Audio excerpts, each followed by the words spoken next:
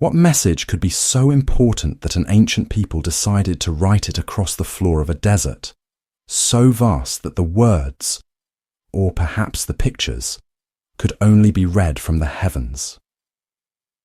Deep in the arid plains of southern Peru, stretching across nearly 500 square kilometers, lies one of humanity's greatest enigmas, the Nazca Lines. From the ground, they look like little more than shallow grooves carved into the earth. But from above, an astonishing truth is revealed. Immense figures of hummingbirds, monkeys, spiders, and even a strange humanoid shape nicknamed the astronaut. Some lines run for kilometers in perfect straightness, while others form massive geometric patterns, spirals, and trapezoids. What makes them so mysterious is not just their sheer scale, but the fact that the Nazca people, who created them nearly 2,000 years ago, had no known way of viewing them from the sky. And yet, these drawings seem designed to be seen only from above, as if they were meant for the eyes of gods, or perhaps something even stranger. The Nazca Lines are more than just giant desert doodles. They are a message across time, carved into one of the driest places on Earth, surviving for centuries thanks to the harsh climate that prevents erosion. But what do these lines really mean? Were they ritual offerings to deities who controlled the rain, a kind of astronomical calendar? Or, as some fringe thinkers have suggested, could they have been landing strips for visitors from another world? Today, the Nazca Lines stand as one of archaeology's most enduring puzzles, attracting scientists, adventurers, and dreamers alike. To understand them, we must travel back in time to the civilization that created them and the desert that became their canvas. To understand the Nazca Lines, we must first look at the world of the people who carved them. The Nazca civilization flourished between 200 BCE and 600 CE, long before the rise of the Inca Empire. They lived in a harsh but strangely perfect environment for their creations, the Nazca Desert of southern Peru. This land is one of the driest places on Earth. Rain is so rare here that entire generations might pass without a single significant downpour. The sun beats down relentlessly, and the winds are minimal. This combination of dryness and stability is precisely why the lines have survived for nearly 2 millennia. Once carved into the reddish-pebbled surface, the lighter soil beneath was exposed, and without rain or erosion to disturb them, the figures remained etched, as if frozen in time. The Nazca people were ingenious at surviving in such a hostile place. They built complex underground aqueducts, known as puquios, channels that tapped into subterranean water sources. With these, they managed to irrigate crops such as maize, beans, and cotton, creating pockets of fertile life in an otherwise barren desert. Their society was organized around agriculture, religion, and trade, with art and ritual woven deeply into daily life. But life here was never easy. The desert demanded respect, and survival hinged on forces beyond human control. Most importantly, water. This dependency on nature shaped the Nazca worldview. They worshipped deities tied to fertility, agriculture, and the elements. Ceremonies were elaborate, filled with colourful pottery, textiles, and, as some scholars suggest, grand rituals that may have involved the creation of the lines themselves. The Nazca lived in relative isolation, far from the bustling centres of Andean power that would come later. Their desert was both prison and sanctuary, a place where survival was a constant struggle, but also where culture flourished in unique and spectacular ways. Within this setting, the lines were born, not as random art, but as part of a larger spiritual conversation between humans, nature, and the divine. It is in this silent, sun-scorched landscape that the Nazca people carved their mysterious symbols. But what exactly are these shapes, And why do they appear so perfectly designed for eyes that could only see them from the sky? To answer that, we must step closer to the lines themselves. When you walk across the Nazca Desert, the lines don't immediately reveal themselves.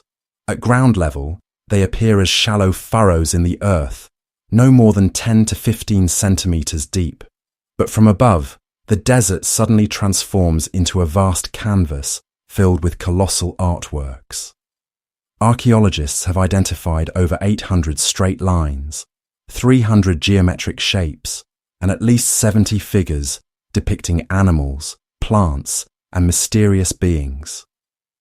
Some of the simplest lines stretch more than 20 kilometers across the desert, perfectly straight despite the uneven terrain.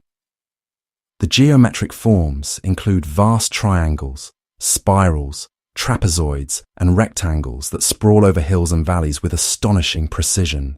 But the figures are what truly capture the imagination.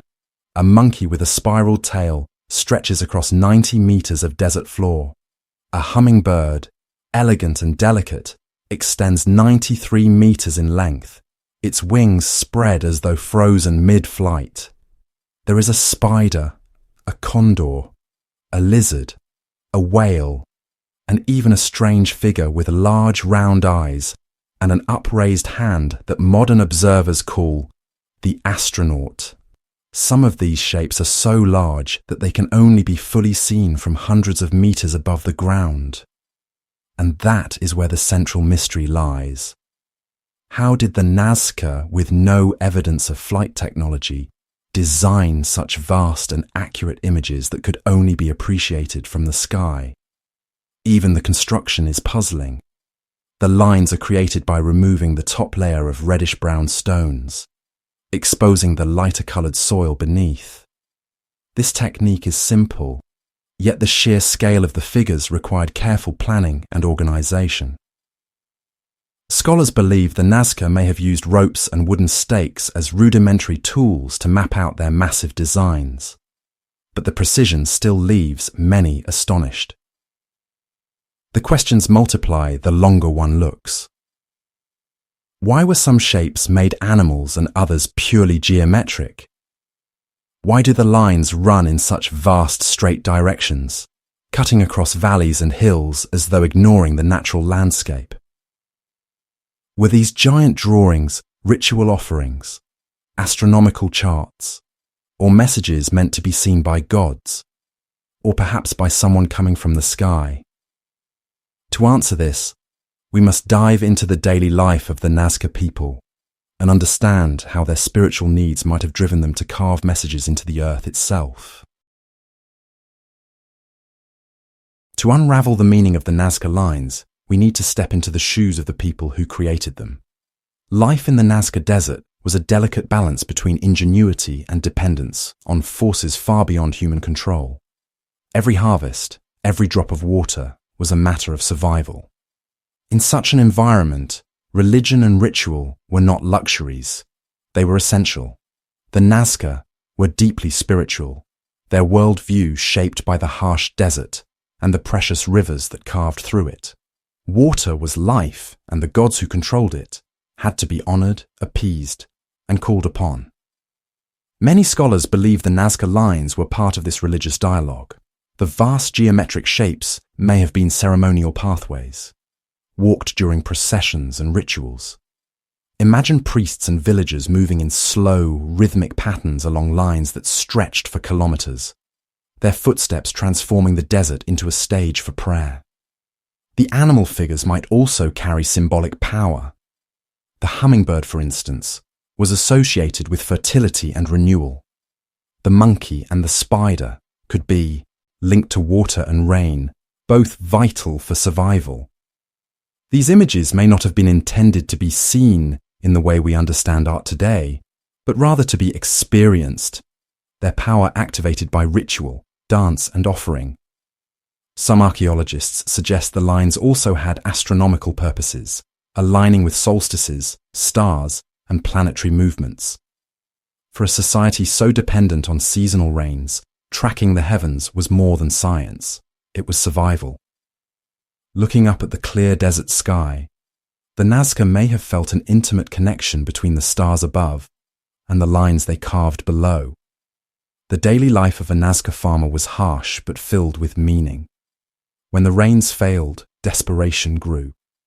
In such times, the act of carving giant figures into the earth could have been a plea, a visible prayer stretching toward the sky.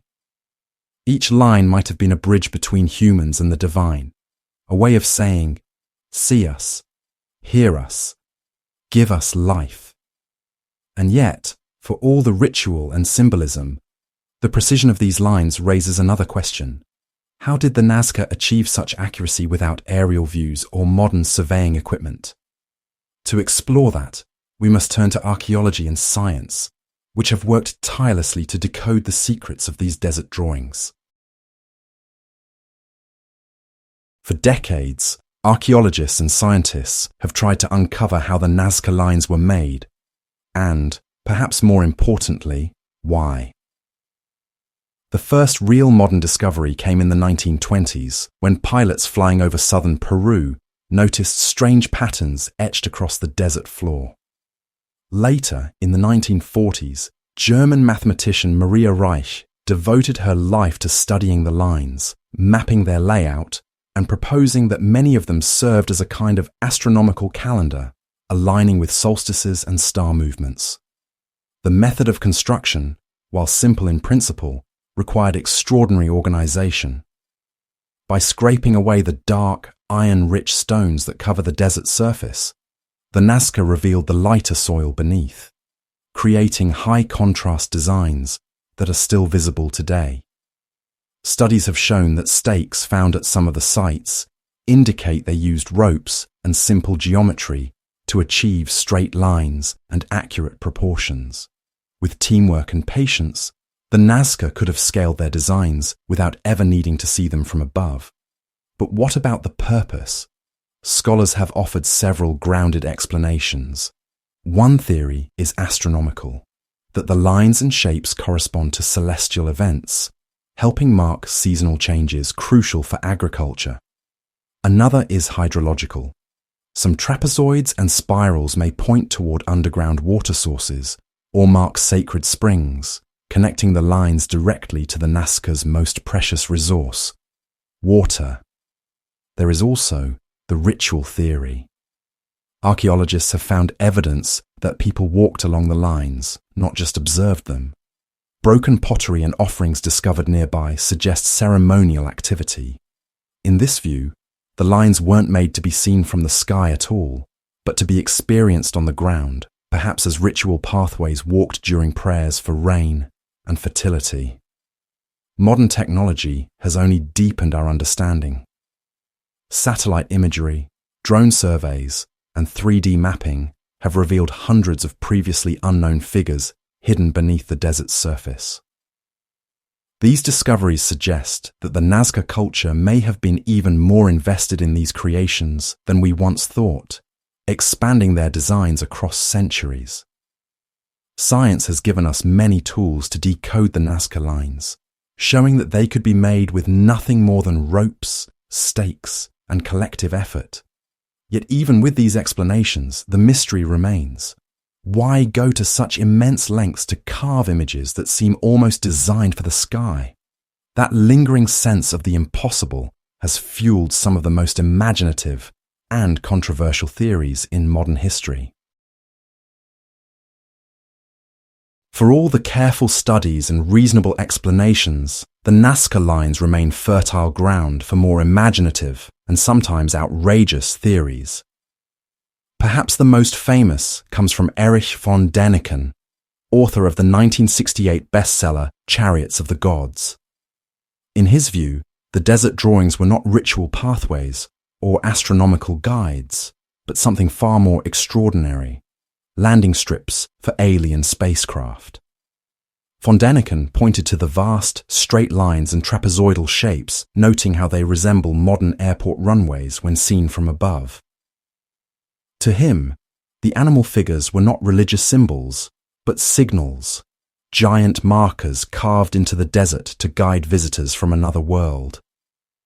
The astronaut geoglyph, with its round eyes and raised hand, became an icon for this theory, interpreted as a depiction of extraterrestrial beings who once visited Earth.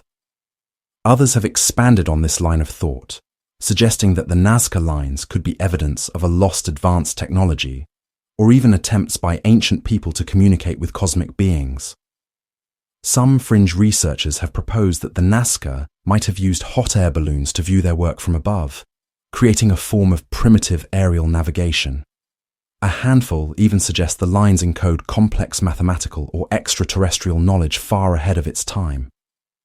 These ideas, though widely popularized in documentaries, books, and television shows, are met with skepticism by the scientific community. Archaeologists argue that there is no evidence of alien landings, no traces of advanced machinery, and no reason to assume the Nazca had anything beyond simple tools and deep religious beliefs. To them, the alien theory reflects more about modern fascination with the unknown than it does about ancient Peru. Yet it is precisely this gap between evidence and mystery that keeps such theories alive. The sheer scale of the lines, their visibility only from the air, and the absence of definitive answers leave space for imagination to flourish. Whether we dismiss them as fanciful or embrace them as possibilities, these alternative theories highlight something important. The Nazca Lines continue to inspire wonder, stretching our minds as much as they stretch across the desert. But beyond aliens and lost technologies, the lines carry a deeper significance. They are not only ancient works of art or potential ritual sites, they have become part of our shared cultural imagination, shaping how we think about the past and our place in the universe. Today, the Nazca Lines are not just archaeological sites, they are cultural icons. Declared a UNESCO World Heritage Site in 1994, they are protected as treasures of humanity, symbols of both the ingenuity and mystery of the ancient world. Tourists from around the globe flock to Peru, boarding small planes to catch a glimpse of the giant figures sprawled across the desert. From above, the sense of awe is immediate. This is not simply art, but a message across time. Their legacy extends far beyond Peru. The Nazca Lines have seeped into modern culture in countless ways, featured in documentaries, novels, films, and even video games. They are staples of ancient mysteries programs and remain central to debates about extraterrestrial life and lost civilizations. The hummingbird, the monkey, and the enigmatic astronaut have become symbols of human curiosity about the unknown. But beyond their pop culture fame, the lines remind us of something more profound: the extraordinary lengths human beings will go to in order to connect with forces greater than themselves. Whether those forces are gods, the cosmos, or nature itself, the Nazca poured immense energy into creating something that would outlast them. And they succeeded. 2,000 years later, their lines remain sharp, their message, whatever it was, still calling out to us. For Peruvians today, the Nazca Lines are not just mysteries for outsiders to ponder. They are part of a living heritage. Local traditions and cultural pride keep the story of the Nazca alive, linking present-day communities with the ancient desert people who first carved those massive designs. At the same time, they serve as a cautionary tale. The fragile desert ecosystem that preserved the lines for millennia is vulnerable to modern threats, from urban expansion to climate change. What is perhaps most remarkable is how these ancient carvings continue to spark the imagination of both scientists and dreamers alike. The Nazca Lines stand at a crossroads between archaeology and myth, between reason and wonder. They remind us that human creativity is not limited by tools or technology. It thrives in imagination, faith, and persistence. And yet, even with all the studies, the research, and the theories, the essential question lingers. What did the Nazca hope to say with these colossal desert etchings? So what are the Nazca Lines? Were they ritual pathways carved to honor water gods? Astronomical markers guiding farmers through the seasons? Or could they truly have been something more? Messages to the heavens? Perhaps even signals to beings beyond our world? The truth is, we may never fully know. The Nazca left behind no written records, no definitive explanation, only these vast and haunting symbols etched into the desert floor. And maybe that is part of their power. Their meaning slips through our fingers, but their presence forces us to wonder about faith, about imagination, and about humanity's timeless urge to reach for something greater than itself. Whether seen as sacred offerings or alien runways, the lines carry the same underlying truth. They connect the earth to the sky, the human to the divine. They remind us that thousands of years ago, just as today, people looked upward with questions, hopes, and dreams. The Nazca Lines endure not just as a mystery, but as a testament to the lengths we will go to be seen, to be heard, and to leave a mark that outlives us. And perhaps that is their ultimate message, that wonder itself is worth preserving. But our journey through history's great enigmas does not end here. In our next exploration, we will leave the deserts of Peru and enter the lush jungles of South America in search of another legendary mystery, the fabled lost city of El Dorado. Until then, don't forget to like, share, and subscribe, so you don't miss the next chapter in our journey through the world's most fascinating secrets.